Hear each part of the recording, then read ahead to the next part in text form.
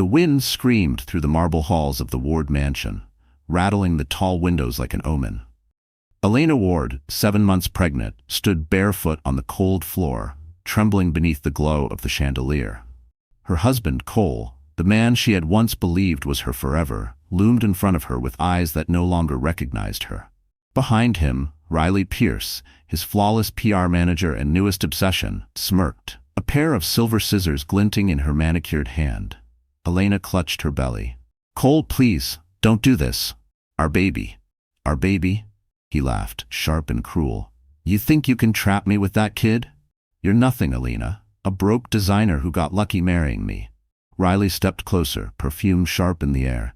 "Maybe it's time the world sees what kind of wife you really are." She grabbed a fistful of Elena's dark hair and pulled. Elena cried out, but Cole didn't move. The first snip sliced through the silence. Strands fell like black feathers on white marble. Each cut was a humiliation, a declaration that the life she knew was over. "Smile," Riley whispered. "The cameras love a tragedy." Cole had installed security cameras everywhere. Tonight, one blinked red in the corner, capturing every second. When Riley was done, she shoved Elena toward the open door. Snowflakes whirled in, clinging to Elena's bare shoulders. "Get out," Cole barked. "Take your pity and your lies somewhere else." Elena stumbled into the storm, clutching her coat. The cold bit into her skin. The baby kicked weakly, as if pleading. Behind her, laughter echoed from inside. Then the heavy slam of the door cut it off. The mansion's lights glowed warm through the snow, mocking her. She turned once more, hoping for a flicker of mercy, but saw only Riley's silhouette drawing the curtains. Her phone slipped from her numb fingers into the snow. The battery light blinked, then died. For a heartbeat, she thought she saw movement beyond the gate. A dark car parked under the trees, headlights off, but she was too weak to care. Her knees gave out. She fell onto the icy driveway, her breath coming in ragged bursts. The last thing she heard before darkness swallowed her was the faint hum of an engine and a man's voice, distant but firm. "Target found. Proceed to extraction." Somewhere, the red light on the mansion camera kept recording, streaming every second to a hidden server no one knew existed. Snowflakes still clung to her lashes when Elena opened her eyes. The world was a blur of soft gold light and linen sheets that smelled of lavender and antiseptic. Her body ached, her head throbbed, and her throat felt raw from crying. For a moment she thought she was dead. Then a faint beeping sound broke through the fog. A heart monitor. Somewhere close, a machine hissed with oxygen. She wasn't dead, but she wished she could be. She tried to sit up, but pain shot through her ribs. A nurse in a Navy uniform appeared, calm and efficient. "You need to rest, Mrs. Ward," she said softly. "The baby is fine. You're safe now." Safe, the word made no sense. The last thing Elena remembered was the snow, the scissors, Riley's laughter echoing inside her skull. Her hand shot to her hair. The cropped strands brushed her fingertips, uneven and jagged. The humiliation came rushing back in a wave so sharp she nearly gagged. "Where am I?" she whispered. Before the nurse could answer, the door opened. A tall man in a black suit entered. His presence filled the room, steady, controlled, and unmistakably powerful. His gray hair was combed back neatly, his expression unreadable. "Good evening, Miss Ward," he said. Elena frowned. "Who are you? Where's my husband?" The man studied her for a moment. "Mr. Cole Ward has been informed that you're under medical care. That's all he needs to know for now." "That doesn't answer my question." He moved closer, placing a leather folder on the table. "My name is Martin Gray. I work for someone who has been watching over you for a long time." Her stomach twisted. "Watching me? Why?"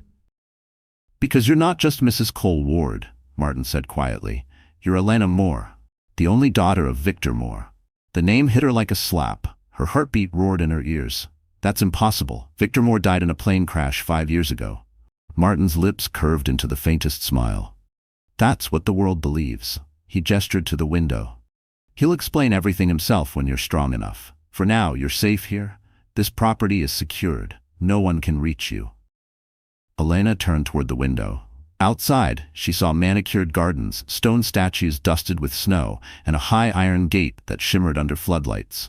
It wasn't a hospital, it was a fortress. "But why now?" she asked. "Why after all these years?"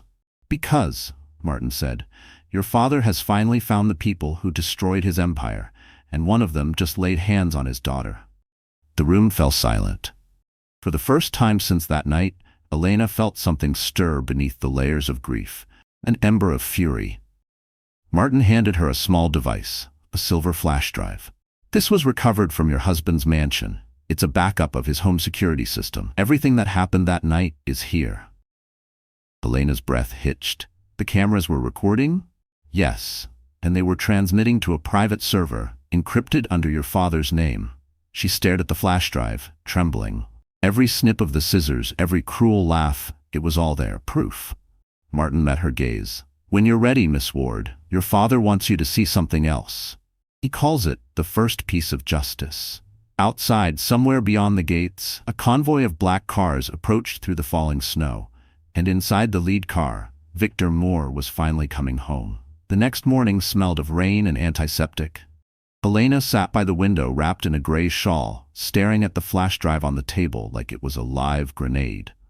A reflection in the glass, short hair, pale skin, hollow eyes, looked like a stranger's. Every time she blinked, she heard the scissors again, felt Riley's hand in her hair. The door clicked open.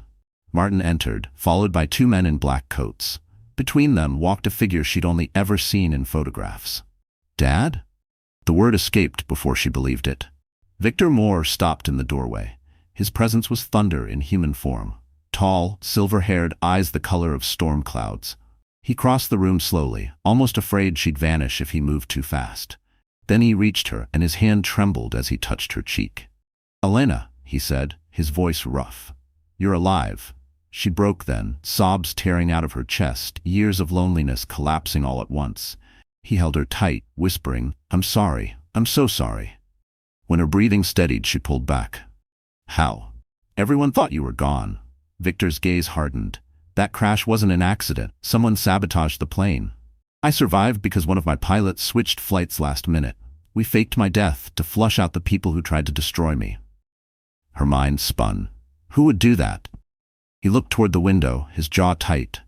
Cole's father, for one. He was my partner once. After I died, he took over my projects, buried the evidence, and disappeared with most of my investors' money. Now his son has my daughter, and he dared to humiliate her on camera.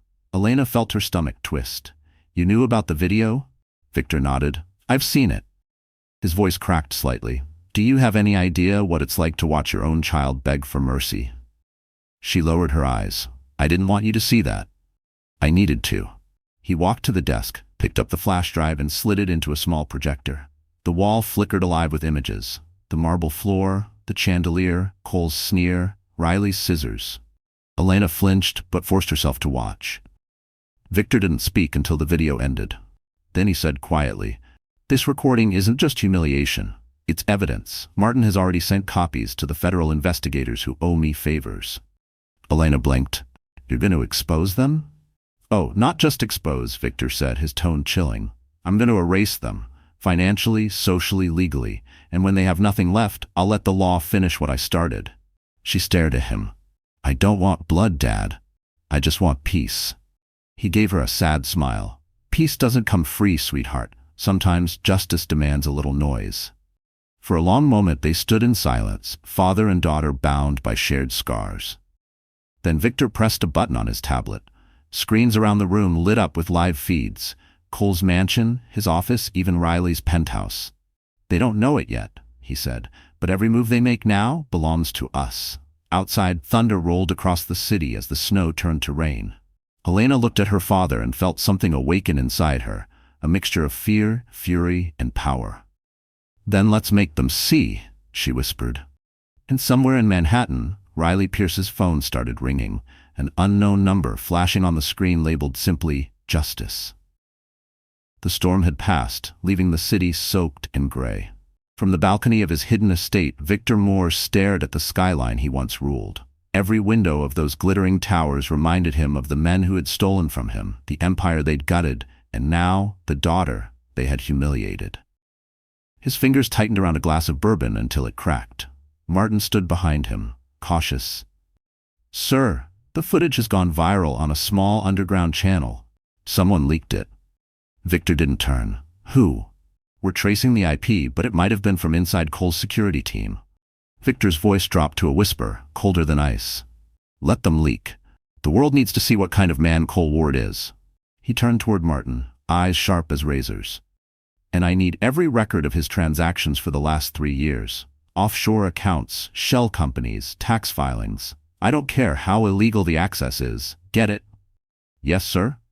Victor walked back inside, where Elena sat curled on the couch, watching the rain slide down the window. She looked smaller than he remembered, fragile, haunted. Yet there was something else beneath that pain. A quiet fire that hadn't existed before. He sat beside her. They hurt you because they thought you were powerless.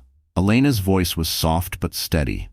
Maybe I was. He shook his head. No, you were merciful. That's different. She turned to him. What are you planning? Victor exhaled slowly. I'm going to give them the illusion of victory. Cole thinks he owns everything. His company, his mansion, his reputation. I'll let him build higher, then pull the ground out from beneath him. That sounds dangerous. He smiled faintly. Darling, revenge is always dangerous. But this time, it's precise. Martin returned carrying a file thick with documents. We found his offshore chain. 2 companies registered in the Cayman Islands, both funneled through Riley Pierce's marketing firm. Elena frowned. So she's in on the money laundering? Victor nodded. Completely. Every dollar she flaunts came from your trust fund. The words hit her like a slap. My trust fund? He opened a laptop, revealing an account ledger. After I died, Cole's father gained access to more holdings. He transferred all residual assets into a hidden portfolio under Cole's name. That's the money funding their entire lifestyle. Elena felt a wave of nausea. So every dinner, every dress, every party Riley hosted, it was stolen from me. Victor looked at her gently. Yes, and now you'll take it back publicly. She blinked. How? He leaned closer. Tomorrow, you'll file a civil claim under your birth name. Elena Moore. We'll use your marriage certificate and the original Moore Holdings seal as proof of misappropriation. The media will eat it alive. But Cole will fight. That's the point, Victor said. He'll come out swinging, loud and arrogant, just like his father. And while the world watches, we'll quietly hand every shred of his financial corruption to the federal investigators. By the time he realizes, the house of cards will collapse. Elena stared at him, torn between fear and awe. You've planned this for a long time, haven't you? For 5 years, he said. They stole everything from me. Then they took you. That was their last mistake. Thunder rumbled again, though the sky was clear now. Victor stood, finishing his bourbon. It's time they learn what happens when you touch a Moore. Outside in the distance, Cole Ward laughed inside his glittering office, unaware that his entire kingdom had just been marked for destruction. And in Riley's penthouse, the first anonymous email arrived. Subject line, "You're next." Cole Ward leaned back in his leather chair, the city glittering beneath his office windows like a spread of diamonds he thought he owned. His reflection smiled back at him from the glass. Perfect suit, perfect life, perfect control. To new beginnings, he said, raising his whiskey. Across from him, Riley Pierce clinked her glass, laughing in that soft, honeyed tone that used to charm investors and crush reputations. The media's eating it up, Riley said. They think Elena's in hiding because she can't face the scandal. We've already gained 30,000 new followers since the charity interview. Cole smirked. See? Bad press is just free marketing. The more pathetic she looks, the stronger we become. Riley leaned on his desk, tracing the rim of her glass with a red-painted nail. You really think she's gone for good? He shrugged. If she had any brains, she'd disappear. She has nothing left. No money, no family, no name. I made sure of that. Outside the tinted glass, lightning flared against the skyline. Brief, blinding. Cole's phone buzzed with a notification. Incoming transfer confirmed. He grinned. Another investor wired $3 million. That'll keep our little empire afloat. But what Cole didn't know, what no one in the room knew, was that the account he had just used belonged to one of Victor Moore's shell corporations. The funds were real, but so were the digital breadcrumbs leading straight back to him. Downstairs, in the underground garage, a black SUV sat idle. Inside, Martin watched the live feed from Cole's office. Transmission clear, he murmured into his earpiece. Good. Victor's voice replied from the other end. Let him drink. Let him celebrate. Tomorrow morning, he'll wake up and realize every cent he's touched in the last 6 months came from us. Martin smiled faintly. That'll trigger the fraud flags? Exactly, Victor said. And once the financial watchdogs dig in, I'll make sure the press gets a copy. The public loves watching their heroes fall. Back in the office, Riley crossed her legs, flipping through her tablet. Cole, there's one thing. The accounting team says some of your offshore transfers bounced back last night. They're asking for authorization. Cole waved her off. Tell them to fix it. You worry too much. Riley hesitated. You know, sometimes I wonder if we pushed too far with Elena. Maybe we should have just divorced her quietly. He turned, eyes sharp. Are you feeling guilty now? After everything she did, her lies, her secrets, she deserved worse. Riley's lips twitched. You sound just like your father. Cole's jaw tightened. That's a compliment. The office door opened slightly. An assistant peeked in. Mr. Ward, Channel 7 wants to confirm your appearance at tomorrow's gala. Tell them I'll be there, Cole said, his grin returning. It's time the world sees who the real Ward family is. Riley smiled, but something in her chest twisted. As Cole turned away, she glanced at her phone and noticed a strange message in her inbox. Your silence was bought with stolen blood. No sender, no trace, just a countdown clock ticking, 23:59:42. A chill slid down her spine. Everything okay? Cole asked. She forced a smile. Yeah, everything's perfect. But even as she said it, the lights flickered once, then twice. Somewhere deep in the building, a server beeped. A quiet alarm that only Martin's team understood. Victor's voice, calm and cold, echoed through his private line. The trap is set. Tomorrow the empire collapses. And in Cole's office, the whiskey glass slipped just slightly, leaving a crack that neither of them noticed. Morning sunlight spilled over Manhattan, bright and merciless. Cole Ward woke to the buzz of his phone vibrating across the nightstand. He groaned, half asleep, until Riley's sharp voice from the kitchen jolted him upright. Cole, turn on the TV. Now. He stumbled out of bed, hair tousled, grabbing the remote. The moment the screen flickered to life, the blood drained from his face. Every major news channel was showing the same clip. His mansion, his voice, Riley's laughter, Elena's screams, the scissors, the humiliation, the door slamming. Cole froze. What the hell is this? Riley's hands shook as she poured coffee she wouldn't drink. It's everywhere. Every outlet, every platform. #Justice for Elena is trending worldwide. Cole's jaw tightened. That's impossible. Those tapes were private. They were deleted. Riley shook her head. Somebody had a backup. They uploaded it to dozens of accounts at once. Even if we take one down, 20 more pop up. The footage replayed again on screen. Elena begging, Riley sneering, Cole laughing. The anchor's voice cut through the audio. Sources confirm the video originated from inside Ward Enterprises' security system. Experts say it could open an investigation into domestic violence and corporate abuse. Cole snatched his phone, dialing his PR manager. Martin, shut this down. Spin it, pay someone, I don't care. Just make it disappear. The line clicked. Martin? Silence. Then a flat, unfamiliar voice answered, Mr. Ward, Martin Gray doesn't work for you anymore. Cole froze. Who is this? Someone who believes every action has consequences. Click, the line went dead. Riley looked at him, her face pale. Cole, what did he mean? He slammed the phone down. It's a bluff. We'll bury this. Money fixes everything. But by noon, money couldn't buy silence. Protesters gathered outside Ward Enterprises, holding posters of Elena with the words, she deserved better. Sponsors pulled their contracts. The company's stock plummeted 12% in 2 hours. Riley's phone kept buzzing with reporters, ex-clients, and former friends demanding statements. She finally turned it off, shaking.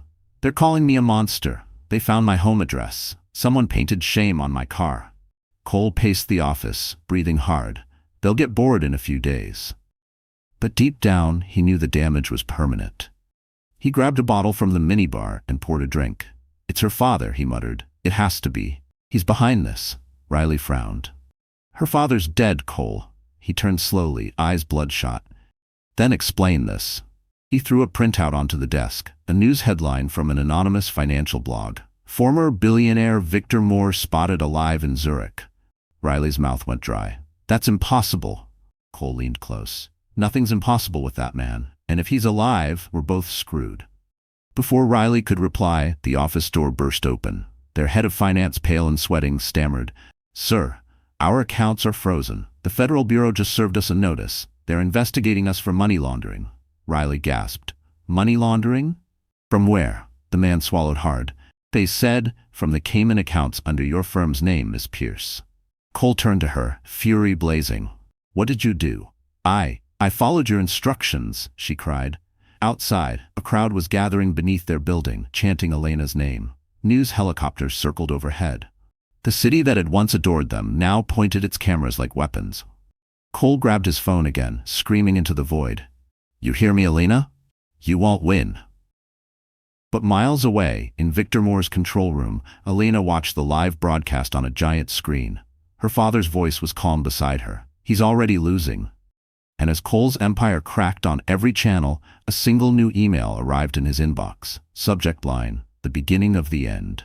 By the next dawn, Ward Enterprises was no longer the gleaming monument Cole believed it to be. The once bustling lobby stood half empty. Reporters camped outside like wolves scenting blood.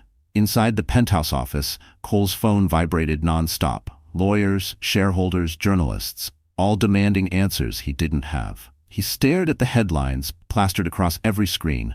Ward Empire faces fraud investigation. Viral video sparks national outrage. Each article cut deeper. He had built his reputation on power and control, and now both were slipping through his fingers. Riley stormed in, hair disheveled, sunglasses hiding bloodshot eyes. The bank canceled my cards, she hissed. I tried to book a flight to LA, but I'm on a no-fly list.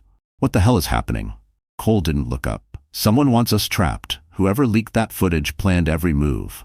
Riley slammed her purse onto the table. It's your fault. You dragged me into this. My fault? Cole snapped, standing. You wanted fame. You wanted the spotlight. Well, now you have it. Their shouting echoed off the glass walls until a knock interrupted them. Their chief of security, a bulky man named Harris, entered carrying a small tablet. Sir, you should see this. He pressed play. The screen showed a dark room filled with monitors, servers blinking like constellations. A voice, distorted and cold, spoke through the static. Cole Ward, Riley Pierce, you stole what wasn't yours. Now every file, every dollar, every secret you've hidden belongs to us. Then the screen flashed with numbers, account codes, offshore transfers, encrypted data unraveling line by line. Riley's breath hitched. That's my company's financial server. Cole's voice dropped to a growl. How did they get in? Harris shook his head. They didn't hack us, sir. They owned the network from the start. Whoever this is, they've been inside our system for months. Cole's blood ran cold. Victor Moore. He swept the papers off his desk, fury replacing fear. Get me my father's old contacts. We'll fight this like he would. But even as he spoke, another alert pinged. An official notice from the Federal Bureau of Financial Crimes. Your business license is under immediate suspension pending investigation. Riley sank into a chair, trembling. Cole, we're finished. Do you hear me? Finished. No, he muttered. Not yet. He grabbed his coat and stormed toward the elevator. Riley followed, desperate. Where are you going? To find out who's pulling the strings. Downstairs, in a parking garage lined with shadows, Cole met an old man in a gray suit, one of his late father's surviving lawyers. You want truth? The man said quietly. Then stop digging your own grave. Victor Moore isn't just alive, he's already bought half your company through proxies. Cole's heart stopped. That's impossible. The lawyer handed him a sealed envelope. He sent me this last night. Said you'd recognize the handwriting. Cole tore it open. Inside was a single photo. Elena in a hospital gown, hair cropped, smiling faintly beside Victor Moore. At the bottom, written in ink, for every strand you cut, I'll take one thread from your empire. Cole crumpled the photo, face flushing with rage. He wants war. Son, the lawyer said, stepping back. He already started it. Back at the mansion, Elena watched the security feed on a large screen. Cole's furious expression filled the frame. Her father stood behind her, silent, satisfied. He's starting to realize, Victor murmured. Elena whispered. What happens now? Victor's eyes glinted. Now we show him what it feels like to lose everything in public. And far below their estate, in an anonymous office downtown, an FBI task force opened a new case file labeled Ward Financial Crimes, Primary Suspects, Cole Ward, Riley Pierce. The city hummed like a hornet's nest, electric with rumors and deadlines. By mid-morning, Ward Enterprises' trading floor was a war zone. Screens flashing red, traders shouting into phones that kept going dead. Cole paced like a caged animal, fury replacing the arrogance that had once defined him. He had hired the best crisis team money could buy, but nothing could buy back time, and nothing could stop the law when it had a lead. Outside, black SUVs screeched to a halt. Agents in plainclothes and suits moved with surgical precision. The federal task force had a warrant, and they weren't wasting a minute. A squad entered the penthouse belt first, flashes of badges catching the office chandeliers. Cole stood rigid, hands behind his back, as a young agent read off the warrant, charges of money laundering, fraud, and obstruction. He felt the ground shift under him, the empire he'd built thinning into paper and dust. Riley watched from the couch, pale as the cream linens. Her designer handbag thudded to the floor as agents unpacked laptops, external drives, and boxes of documents. Her face flitted between defiance and panic. She had always believed herself untouchable. Untouchable until you mixed greed with someone who had nothing left to lose. "We're taking everything," the lead agent said, voice calm but unyielding. "Electronic devices, financial ledgers, and any evidence of offshore transactions." Cole tried to protest, to spin a story of innocent transfers and misinterpreted filings. The agents listened but didn't flinch. One of them, a woman with tired eyes and a voice that measured truth, asked him to step aside. "We'll sort it out in due course," she said. "Right now, please remain cooperative." Minutes turned into an hour. What had been private accounting folders and coded spreadsheets lay open under the harsh light. Trail maps of shell corporations, suspicious wire transfers, invoices with forged signatures. Riley's marketing invoices, once used as a shield for lavish payments, were flagged, time-stamped, and linked to accounts hidden behind layers of nominees. The agents moved with the calm certainty of those who had seen crimes traced in the dirt 100 times before. Then, like a hammer blow, a tech specialist called for attention. "We found encrypted logs," he said, fingers flying across a keyboard. He decrypted a file, and a ledger scrolled across his screen. Payments routed to a Cayman account, subsequently funneled through Riley's firm, then dispersed into a network of shell companies, companies registered under names of people who no longer existed. Cole's face drained. He had always understood money as control. He had never imagined he could be controlled by the flow of dollars he thought he commanded. Outside, news vans swarmed. Cameras followed the agents as they carried boxes into waiting vehicles. The city watched as the facade of success was dismantled in plain sight. Ward Raid became a trending tag. Clips of the raid looped endlessly, commentators speculating about prison sentences, restitution, and disgraced dynasties. Riley's phone rang off the hook. Journalists, former clients, investors demanding comment. She stared at the screen as if at an executioner's blade. For the first time, she felt the cold realization that fame bought with stolen money was a currency that never paid back. Cole was escorted to a waiting SUV in cuffs. He shouted for his name, for his father, for someone, anyone, to salvage what remained. His voice swallowed by the press corps' roar, he watched through the tinted window as his offices emptied, as boxes labeled with his life, contracts, trophies, framed photos, were loaded and driven away. Meanwhile, in a secure room miles away, Victor watched a live feed, expression unreadable. Elena stood beside him, fingers woven through his, watching the man who had hurt her for so long become a shrinking image on a screen. Victor's phone buzzed. A simple message displayed, Phase 1 complete. Elena exhaled, a long, small sound, not triumph, not joy, but the soft beginning of release. As Cole's SUV turned the corner, a federal prosecutor closed a folder and whispered, "Prepare the indictment." Night fell over the city like smoke after battle. Inside the Moore estate, the glow of computer screens cast long blue shadows across the marble floor. Elena sat in her father's private control room, arms folded across her chest, staring at the live footage of Cole's arrest replaying on every major network. It should have felt like victory. Instead, all she felt was the hollow ache of years lost. Victor entered quietly, setting a cup of tea beside her. "He's in custody," he said. "They'll book him tonight. Riley too, once they finish interrogating her." Elena didn't look up. "Then it's over?" He studied her, then shook his head. "It's never over that easily. Men like Cole don't surrender. They plot from the ashes." As if on cue, one of the monitors blinked red. Martin's face appeared via secure feed. "Sir, you need to see this." Someone just tried to access your daughter's medical records. The attempt came from a private server in Ward's old office. Elena frowned. He's in jail. How could he?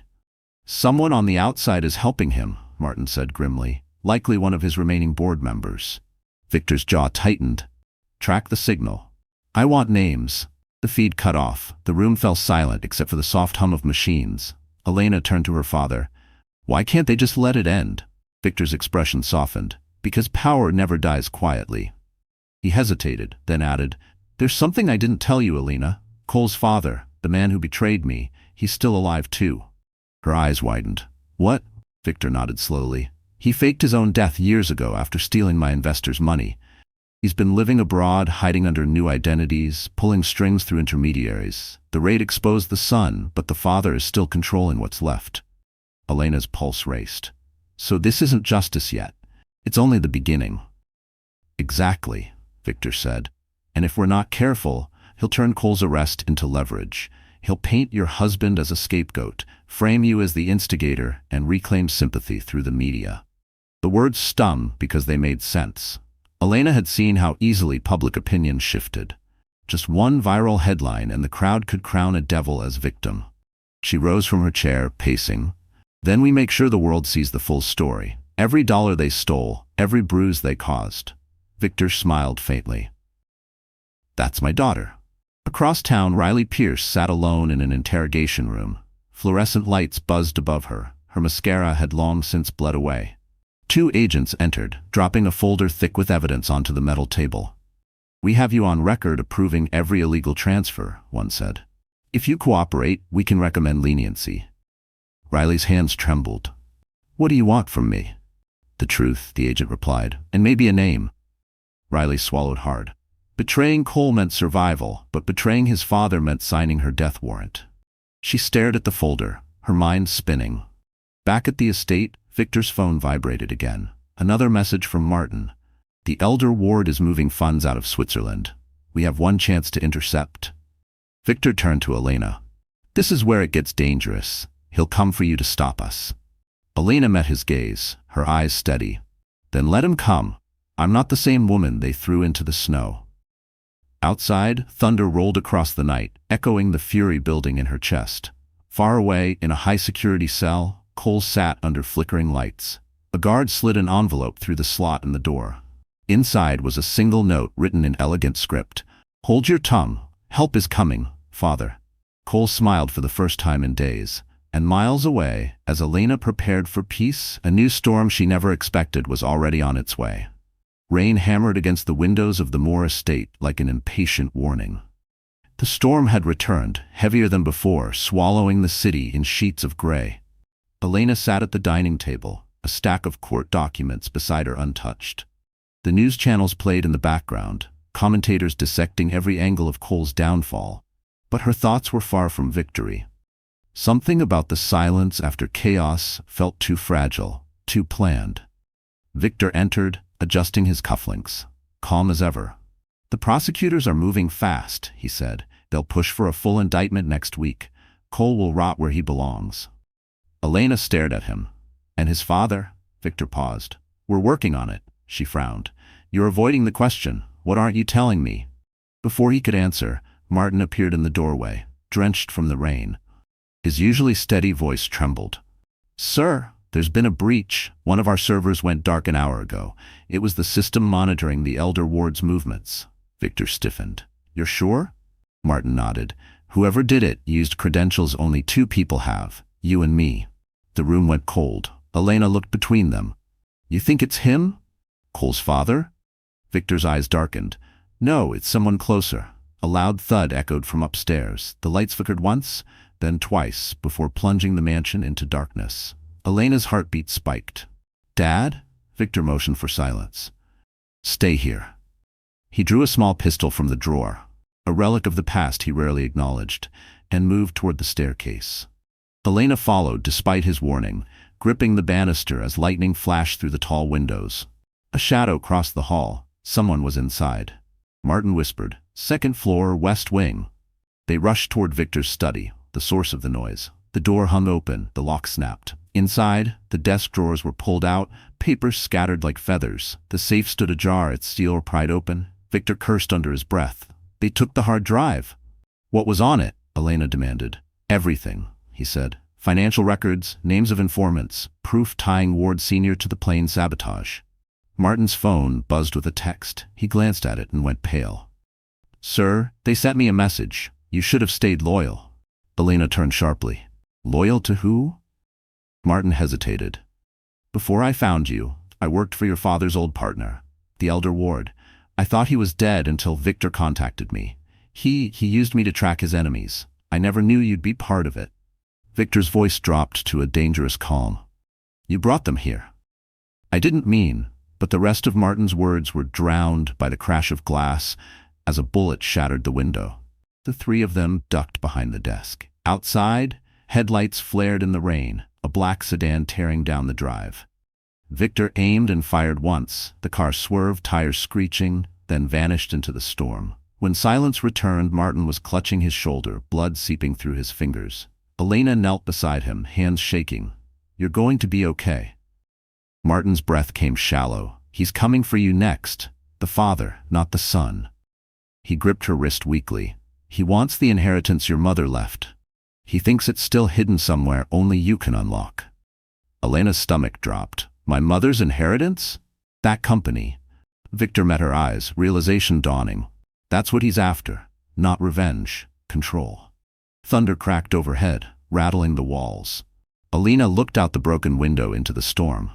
Somewhere out there, the real mastermind was moving. And for the first time, Elena understood that her nightmare had only changed faces. The night after the shooting felt endless. Rain drummed against the windows of the Moore estate as if the sky itself refused to rest. In the living room, Elena sat beside Martin, who lay pale on the couch, his arm bandaged tightly. His breathing was shallow but steady. The air smelled of antiseptic and fear. Victor paced near the fireplace, his silhouette sharp against the flames. They took the hard drive, he muttered. That means they know about the vault. Elena turned. What vault? Victor hesitated, then sighed, as if the secret had been pressing on him for years. Your mother's project. Before she died, she hid something. Something bigger than money or property. It's the reason the elder Ward tried to destroy me. Elena's pulse quickened. What was it?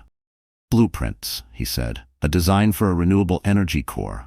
It could have revolutionized the industry. She wanted it to belong to the public, not corporations.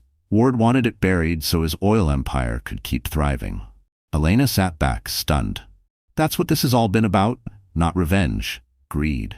Victor nodded grimly. When the plane went down, everyone thought the files were lost with me. But your mother split the data, hid half with me and half with you. With me? Elena frowned. I never had anything. He gave a sad smile. You do. The pendant you've worn since you were a child, it's not just jewelry. The microchip inside contains the access key. Her hand flew to her neck. The small silver pendant glinted in the firelight. You're saying this little thing could destroy them? Or save them, Victor said. Depends who holds it. Before she could respond, headlights flashed outside the gates. Victor's security team moved instantly, but it was too late. A delivery van had slipped through the storm, its logo fake. The guards shouted, guns raised, as the van exploded into smoke, and alarms blared through the mansion. Victor pulled Elena to the ground. They're here. Through the chaos, masked men stormed the foyer. Bullets shredded the paintings on the walls. Elena crawled toward the couch where Martin lay, trying to pull him to safety. Go, Martin gasped. They're after you, not me. But she refused to leave.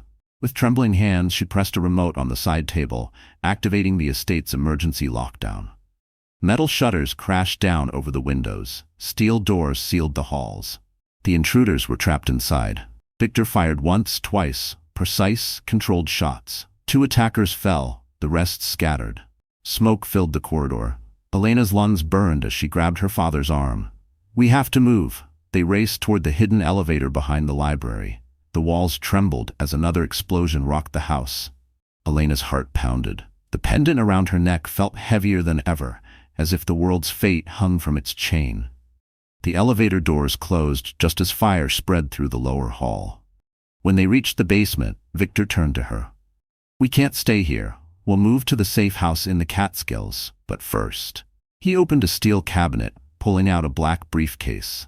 Inside were files, encrypted drives, and photos, proof of everything Ward Sr. had done. Elena stared at the papers. This is enough to bury him. Victor's jaw tightened.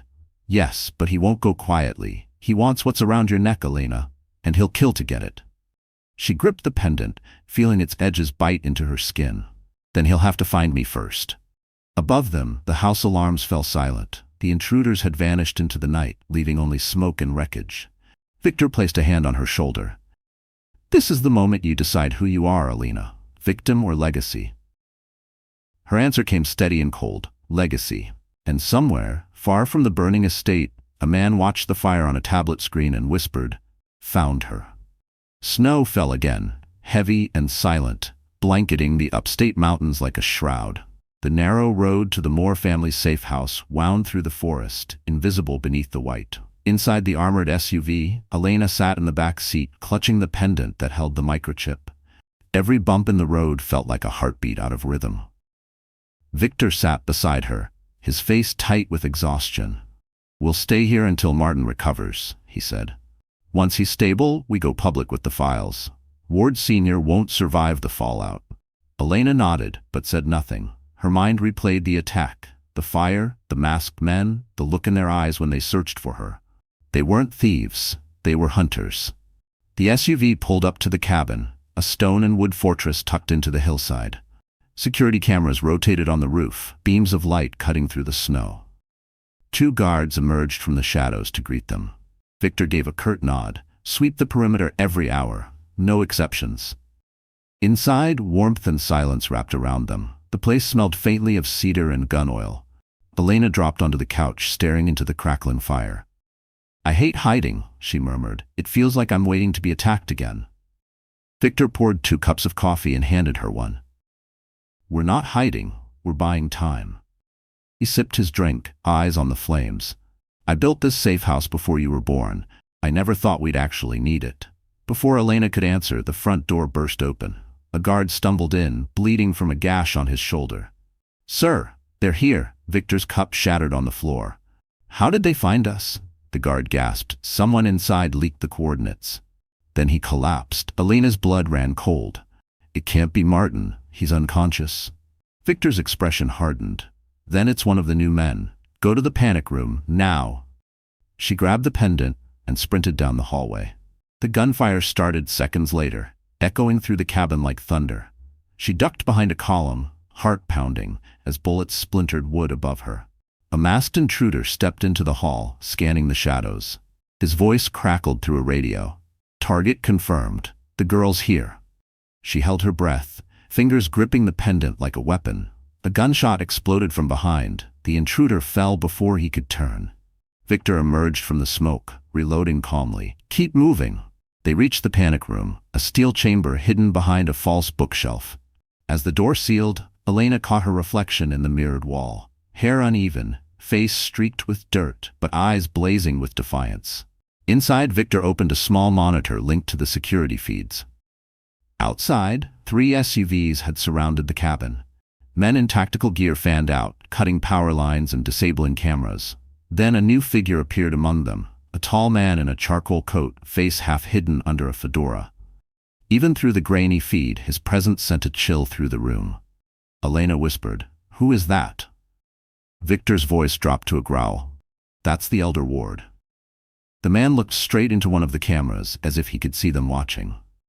Then he smiled, a slow, deliberate curve that promised ruin. He lifted a walkie-talkie and said, "Bring her out alive. The pendant is mine."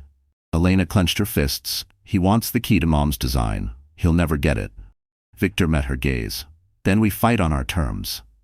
He pressed a code on the console, activating a series of underground tunnels. "We go through the north exit. Once we reach the chopper, we contact the press directly." The walls shuddered from another explosion. Dust rained from the ceiling. Victor took her hand. "No matter what happens, you run and don't look back." But Elena didn't move. "Not this time. I'm done running." Outside, the Elder Ward's men breached the main door, only to find the cabin empty and a message scrawled across the wall in red. "You taught me how to survive. Now watch me win." The forest swallowed them whole. The night was silent, except for the crunch of boots over frozen earth and the distant hum of engines combing the mountain roads. Elena ran beside her father through the narrow escape tunnel that opened into a frozen ravine. Steam curled from their breath. Somewhere behind them, gunfire echoed as Ward's mercenaries stormed the burning cabin. Victor pressed a hand to his earpiece. "Martin," he said between breaths, "status report." "Static." Then a weak voice answered, "I'm alive. Barely. I rerouted the signal. They think you're heading south." "Good man," Victor said. "Hold position until extraction." Elena tightened her grip on the pendant around her neck. "Dad, this isn't sustainable. We can't just keep running." Victor gave a grim smile. "Who said anything about running? We're leading them exactly where I want them." They trudged through the snow for another mile before reaching a clearing. An old communications tower stood half-collapsed against the horizon. It looked abandoned, but Victor's handprint on a rusted panel triggered a faint click. A section of the wall swung open, revealing a stairwell spiraling underground. Elena hesitated. "You built this too?" "I built everything expecting this day," he said. "But this," he pointed to the tunnel, "this is where we end it." Inside, the bunker smelled of dust and old metal. Rows of servers hummed faintly, powered by generators buried deep in the mountain. Monitors blinked to life, projecting data across the walls, account numbers, emails, legal filings, and a map of connections linking the Ward family to half a dozen corrupt officials. Elena stared in disbelief.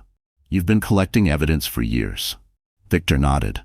"Every betrayal, every theft, every bribe. But it's not enough to destroy them. We need the key from your pendant to unlock the full archive." She unfastened the chain, holding it out. "Then let's finish it." As Victor slid the pendant into a slot on the main console, the screen flickered. A holographic interface appeared. Her mother's logo, soft and familiar, blooming like light in the dark. Elena gasped. "That's Mom's signature." "She built this encryption," Victor said quietly. "Only her bloodline could open it." But before they could activate the final upload, the security feed blinked red. A fleet of black SUVs had stopped at the edge of the forest. Dozens of armed men spilled out, advancing toward the tower. At their center was a tall silhouette in a charcoal coat. "The Elder Ward," Victor growled. "He found us faster than I thought." Elena's hands flew to the keyboard. "How long to transmit the data?" 10 minutes, Victor said. "We don't have 10 minutes. A voice crackled through a loudspeaker outside. Smooth, deep, and mocking. "Victor, always hiding behind your toys. Hand over the girl and the key, and maybe I'll let you keep breathing." Victor smirked. "You really should have stayed retired." He typed a command. A countdown appeared on the screen, 0959. The servers began whirring faster, sending encrypted packets across the global network. Outside, gunfire erupted. Bullets struck the tower's outer shell. Dust rained from the ceiling. Elena ducked behind a console as Victor returned fire through a narrow window. 2 minutes, she shouted. A bullet grazed Victor's arm, but he didn't flinch. "Keep uploading." At 0:37, the feed switched to global broadcasting channels. Every document, every piece of corruption tied to the wards began streaming live to the media. Victor turned, bleeding but triumphant. "It's done." The door exploded inward. The Elder Ward stepped through. Gray hair slicked back, gun in hand. "Not yet," he said. "You might have sent the data, but you won't live to see it burn me." Elena froze as he aimed. Victor moved first. "Run," he shouted, firing back. The last thing Elena saw before the smoke swallowed her father was his hand slamming the detonator beside the servers. And as the explosion tore through the mountain, a drone camera captured one image, Elena running into the blizzard, the world behind her consumed in fire. The blast ripped through the mountain like thunder splitting the sky. Fire bloomed out of the communications tower, hurling shards of metal into the snowstorm. For a moment the night glowed orange and then fell silent again. Only the faint hiss of snow landing on smoldering steel. Miles away, Elena stumbled down a slope, lungs burning, the roar of the explosion still ringing in her ears. She could taste ash, blood, and fear. Her coat was torn, her hair singed at the ends, but she was alive. Barely. "Dad!" she screamed into the storm. Her voice vanished into the wind. No answer. No movement.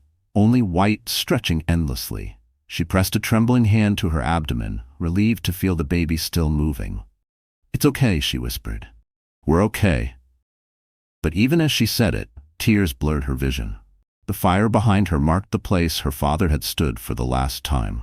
Hours later, headlights cut through the darkness. A rescue team, Victor's private operatives, found her collapsed in the snow. They carried her to a waiting chopper, wrapping her in thick blankets. The world tilted and faded as she whispered, "My father?" He stayed behind. When she woke again, she was in a hospital room high above Manhattan, the city skyline glowing beyond the glass. Martin sat beside her, pale but alive, his shoulder still bandaged. "You made it," he said softly. Elena blinked, disoriented. "The tower?" "Gone," Martin said. "The explosion took out half of Ward's men. We recovered your father's bodyguard, barely alive, but your father, he's missing." "Missing?" Her heart clenched. Martin hesitated. "There's a chance he survived. No remains were confirmed. The press is already calling him a hero, the billionaire who took down corruption. The files you uploaded are everywhere.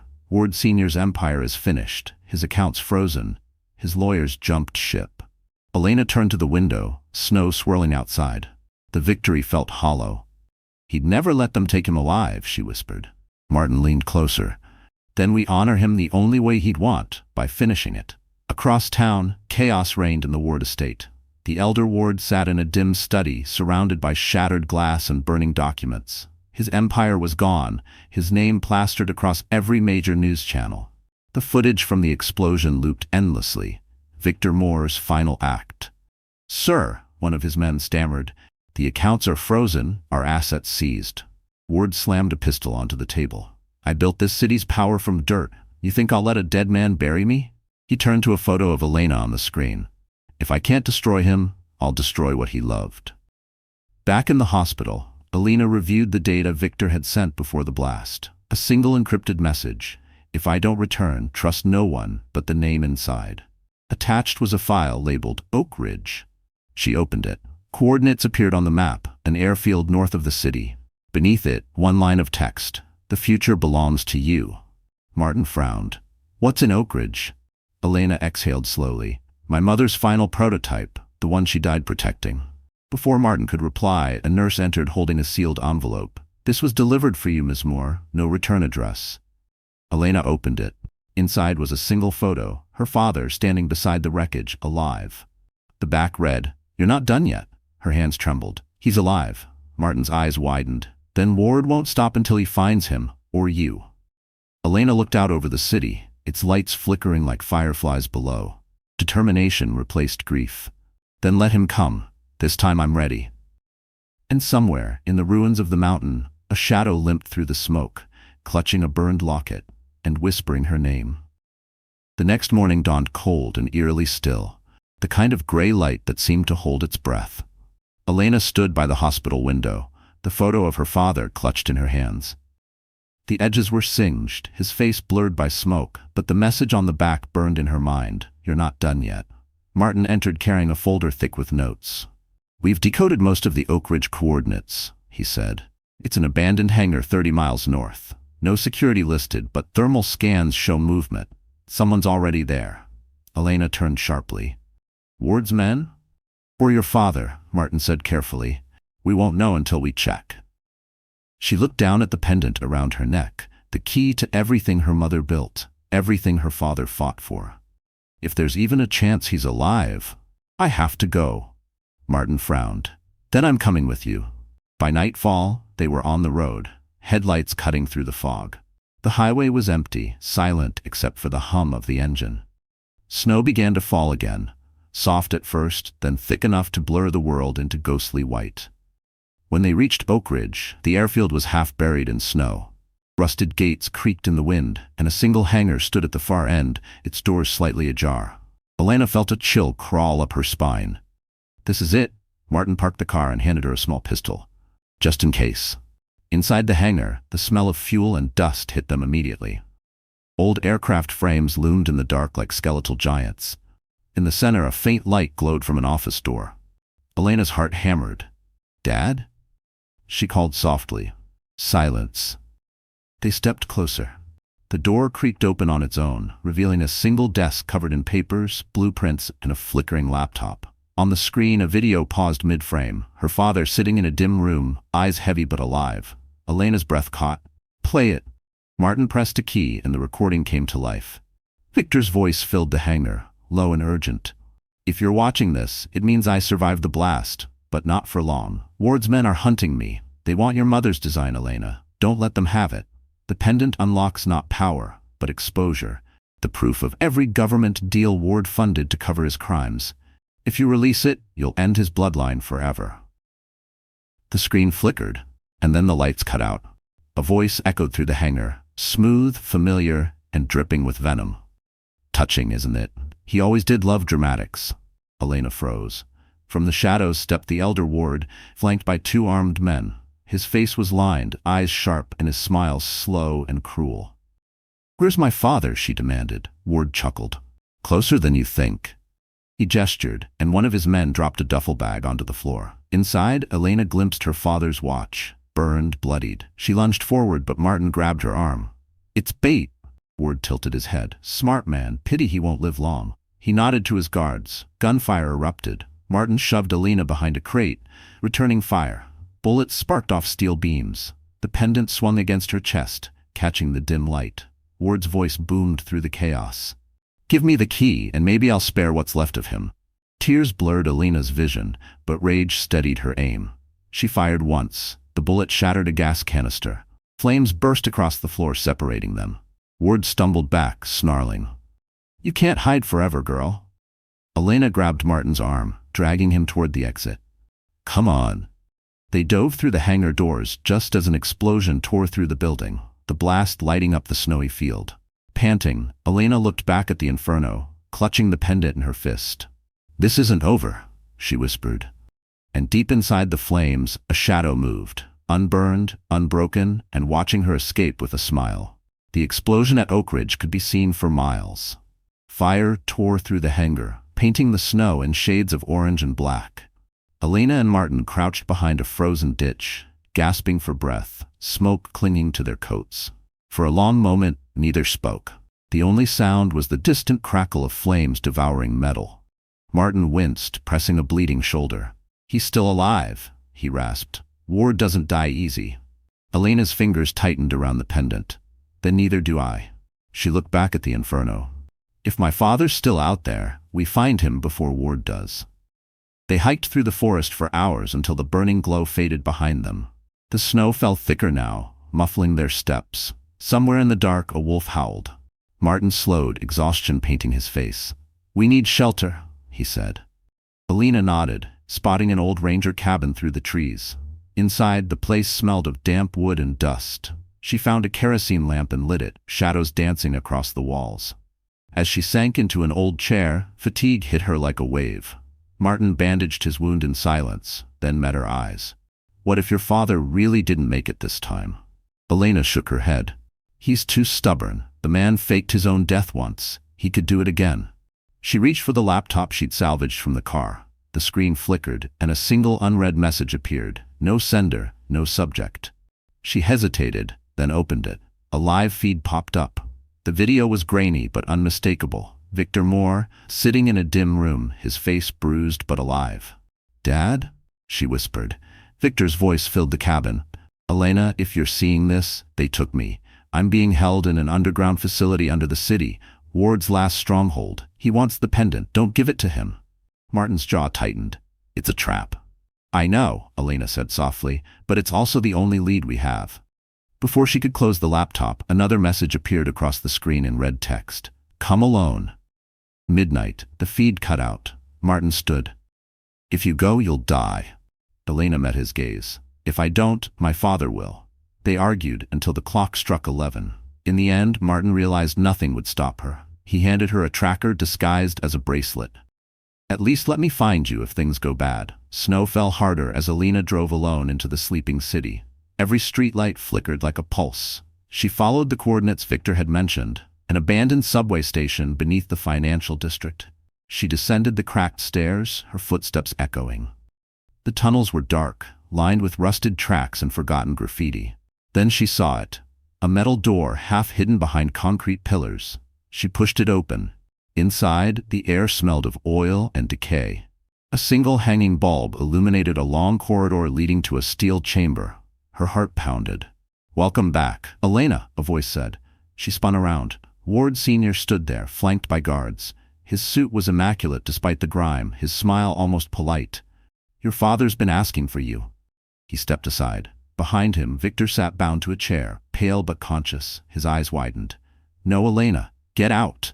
Ward drew a pistol, aiming it lazily. Hand over the pendant or I end this family line right here. Elena's mind raced. She unclasped the chain, holding it out, but as Ward stepped closer, she pressed a hidden button on the pendant's base. A sharp click echoed. Ward frowned. What did you? The ground shuddered. The pendant projected a holographic seal into the air. Her mother's design, pulsing with light. Ward shielded his eyes as alarms blared. From somewhere above, sirens wailed. FBI agents stormed through the tunnel entrance, shouting commands. Ward's guards scattered in panic. Victor laughed, hoarse but proud. You taught her too well. Elena met Ward's eyes, her voice steady. You wanted power, you got exposure. And as Ward was dragged away in cuffs, Elena finally let herself collapse into her father's arms, alive, trembling, and free at last. Morning light streamed through the courthouse windows, soft but unforgiving. Reporters crowded the marble steps, shouting questions as black SUVs rolled up to the entrance. Inside the lead vehicle, Elena sat between two federal agents, hands clasped tightly around her pendant. Across from her, Victor Moore stared out the window, his expression unreadable. Are you ready? One agent asked. Elena nodded slowly. As ready as I'll ever be. Today was the first day of the United States versus Richard Ward, the trial that would determine not just the fate of a criminal empire, but the end of a decades-long war. Inside the courtroom, the air buzzed with tension. Every seat was filled. Journalists, corporate executives, victims of Ward's corruption. Cameras flashed as Ward Sr. entered, handcuffed but still smirking. Even in disgrace, he radiated arrogance, dressed in a tailored suit as if this were another board meeting. Elena's breath hitched when his cold eyes met hers across the room. He nodded once, a silent taunt that said, I'm still in control. The judge entered, gavel striking. Court is now in session. The prosecution began with evidence collected from Victor's database. Bank records, fraudulent transfers, shell companies linking Ward's empire to bribery and blackmail. One by one, names and faces appeared on the projection screen. Executives who had bought silence, politicians who had traded favors. Elena sat rigid beside her father, watching the rot of an empire exposed. But Ward never flinched. When the prosecutor displayed photos of the hangar explosion, he even smiled. During recess, Martin joined them in the hallway, carrying a sealed folder. New discovery, he whispered. The Bureau found something in Ward's personal vault. Victor frowned. What kind of something? Martin hesitated. A birth certificate? He handed it over. Elena unfolded the paper, her hands trembled. There, beneath a smudge of ink, was her mother's name, and next to it, another name written in a different hand. Father, Richard Ward. For a moment, the world tilted. Victor saw her face pale and reached for the paper. His eyes darkened as he read it. It's fake, he said quickly. Ward's trying to twist the story. But Elena could barely breathe. Is it? She whispered. Is it, Dad? Silence. Victor looked away. That was enough of an answer. Tears burned her eyes. You lied to me? He stepped closer, lowering his voice. I did what I had to do to protect you. Your mother never told you the truth because she feared what Ward would do if he knew. He was her business partner, and her mistake. When he found out she had you, he tried to take you. That's why she went into hiding. That's why I raised you as mine. Elena backed away, shaking. All this time, I was fighting my own blood. Victor's voice softened. Blood doesn't make you family, Elena. Choice does. Before she could respond, the bailiff called them back to court. The second half of the trial began, and Ward's defense attorney stood to speak. My client, he announced, wishes to submit one final statement. Ward rose slowly, shackles clinking. For decades I've been called a villain, he said, his tone almost gentle. But tell me, who's worse? The man who took what he wanted, or the man who stole another man's child and called it love? Gasps rippled through the courtroom. Cameras flashed wildly. Elena's stomach churned. Ward turned his gaze toward her and smiled faintly. You inherited more from me than you think. Victor slammed his fist against the table. Enough! The judge banged the gavel. Order! Ward leaned forward, his smirk never fading. No matter what happens here, Elena, you'll always be part of me. And one day, you'll have to choose which legacy you'll carry. The guards dragged him away as the room erupted in chaos. Elena sat frozen, the words echoing in her head like poison, and as the courtroom doors slammed shut, she realized justice had come, but peace was still far away. That night, the courthouse emptied, leaving only echoes and flashbulb ghosts in its marble halls. Elena sat in the back of a parked SUV outside, her hands trembling around a small white envelope, the DNA test ordered by the court to confirm Ward's outrageous claim. Her reflection in the glass looked hollow, eyes ringed with sleepless shadows. Victor sat beside her, silent. The city lights painted his face in streaks of gold and gray. "You don't have to open it," he said softly. Elena stared at the envelope. "If I don't, it'll eat me alive." Martin, sitting in the passenger seat, glanced back. "Elena, whatever's in there doesn't change who you are or what you've done." She tore the seal before she could change her mind. Paper rasped as she unfolded the document, eyes scanning line after line until they stopped on the only words that mattered. Probability of paternity, 99.97%. The car went silent. Victor's knuckles tightened against his knee. "He's lying," he whispered, though his voice broke. "That test could have been tampered with." Elena's voice was barely audible. "I'm his daughter." She pressed the paper to her chest as if it burned. The storm that had been chasing her for months finally caught up. Rage, betrayal, grief, all colliding. "All this time, I thought I was fighting a monster. I never realized half of that monster lived in me." Victor turned to her, eyes fierce. "Don't ever say that. You're nothing like him." "But maybe I am," she said. "Every move I've made, every fight, every calculated step, it's the same ruthless blood." Martin interjected gently. "Elena, Ward built an empire on greed. You're tearing it down for justice. That's not blood. That's choice." She looked away, tears streaking her cheeks. Outside, police sirens echoed down the avenue as if the city itself couldn't sleep. By dawn, the news had exploded. DNA confirms Elena Moore is the secret heir to Ward Empire. Cameras camped outside her hotel, microphones waiting like vultures. Some called her the daughter of corruption, others the woman who destroyed her own family. Inside the suite, Elena watched the coverage in silence. Victor had locked himself in another room, ashamed, unable to face her. She finally turned off the TV. "I can't let this define me," she whispered. Martin looked at her. "Then what will?" She met his gaze. "The truth. The whole truth." Later that day, she walked into the federal building unannounced, the pendant still around her neck. Agents glanced up as she approached the main desk. "I want to make a statement," she said, under oath. They led her into a conference room where federal prosecutors waited. Elena placed the pendant on the table. "This holds every file my father, both of them, hid from the world. The energy design, the bribes, the names, everything." The lead prosecutor frowned. "You're aware this will implicate Victor Moore as well? He operated outside the law to gather this." Elena's heart clenched. "Then I'll face it with him. But this time, we tell everything. No secrets left." For hours she gave testimony, clear, unwavering. When it was done, the prosecutor nodded slowly. "You understand this will make you the most powerful whistleblower in corporate history?" Elena exhaled. "I don't want power. I want peace." As she left the building, flashes erupted from the crowd waiting outside. Reporters screamed questions, but she didn't answer. The pendant glimmered under the winter sun, no longer a weapon, but a symbol of truth. Across town, in a federal holding cell, Richard Ward watched her on a small TV screen. His smile was faint, almost proud.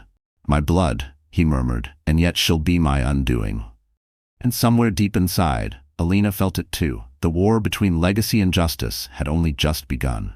Snow blanketed the courthouse steps again, as if winter refused to release its grip on her story. It had been 3 weeks since Elena Moore, once Elena Ward, became the nation's obsession. News anchors dissected her every breath, talk shows debated her motives, and online pundits called her everything from a hero to a traitor. Inside her hotel suite, she watched the noise play out on television.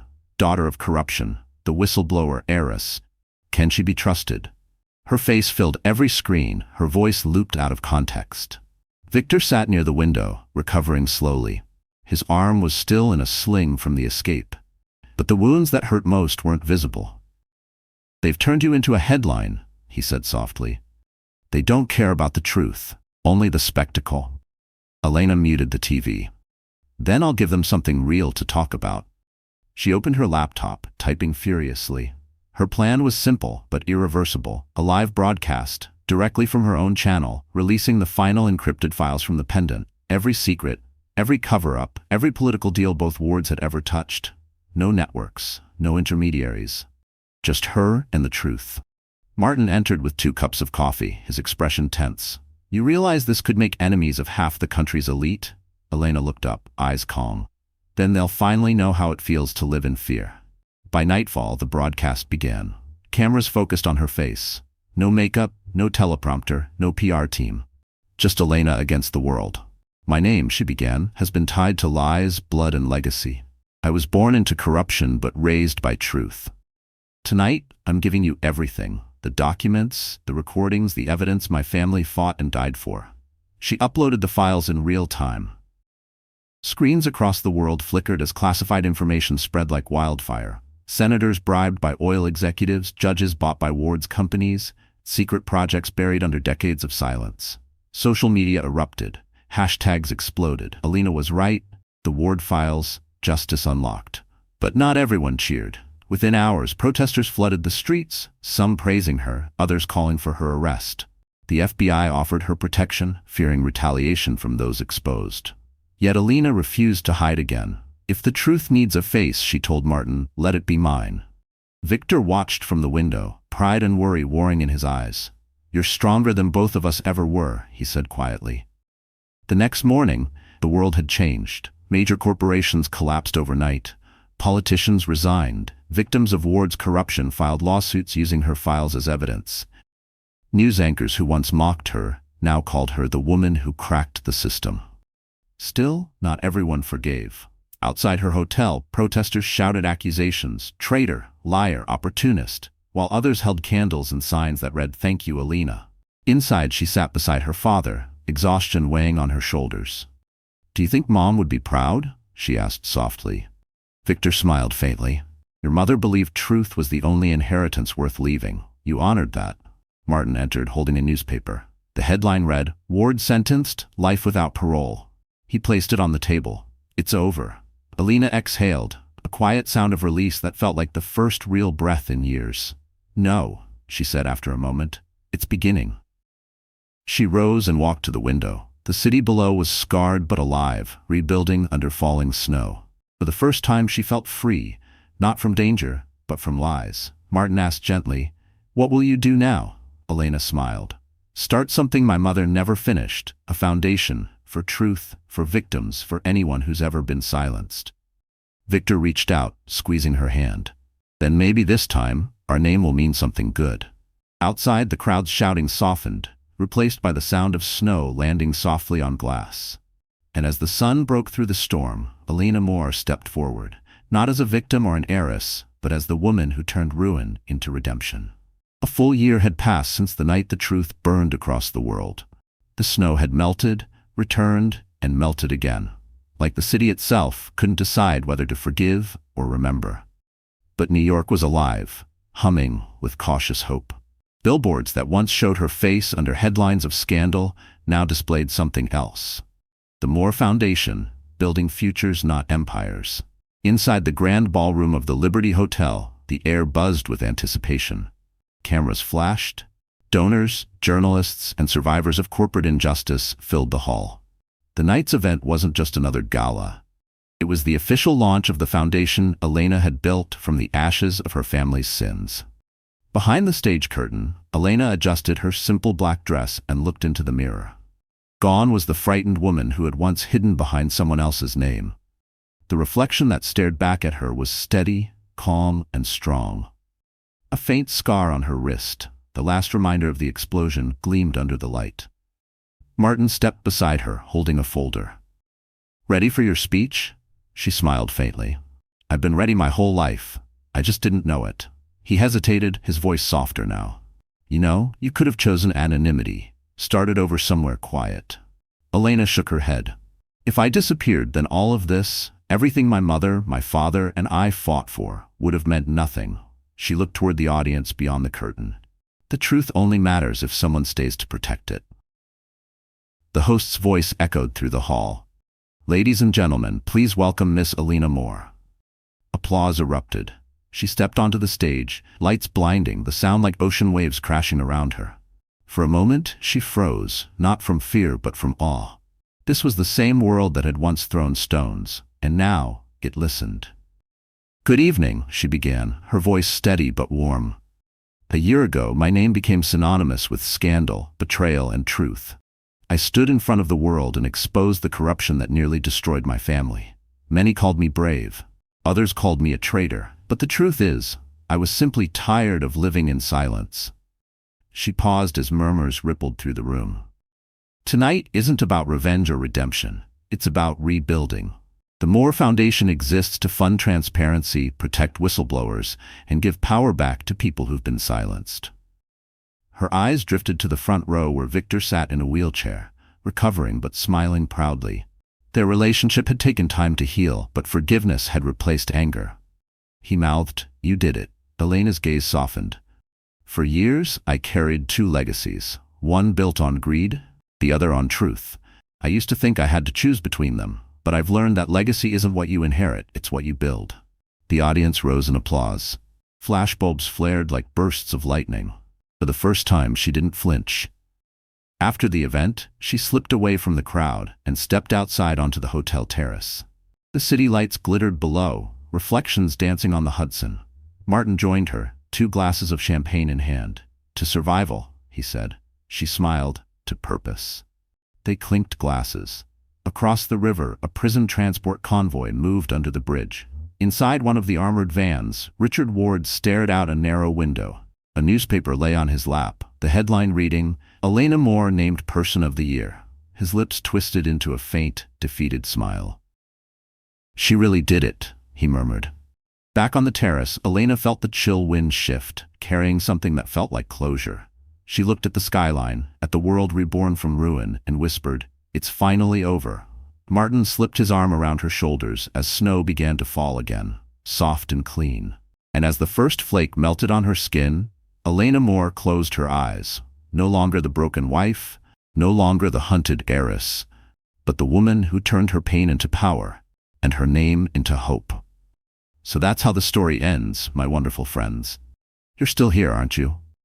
If you've stayed with me until this very moment, maybe something in Elena's journey has touched your heart in its own quiet way. Her story isn't just about revenge or victory, it's about healing. About standing tall after being broken, about choosing truth even when it hurts. Like the Stoic philosopher Marcus Aurelius once said, "What stands in the way becomes the way."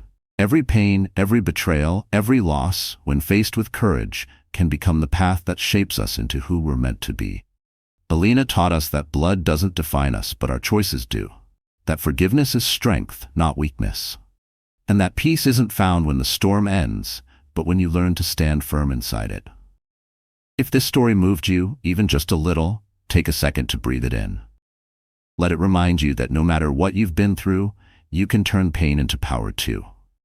So if this message speaks to you, hit that like button, share it with someone who needs hope tonight, and don't forget to subscribe, because we have many more stories that heal, one heart at a time.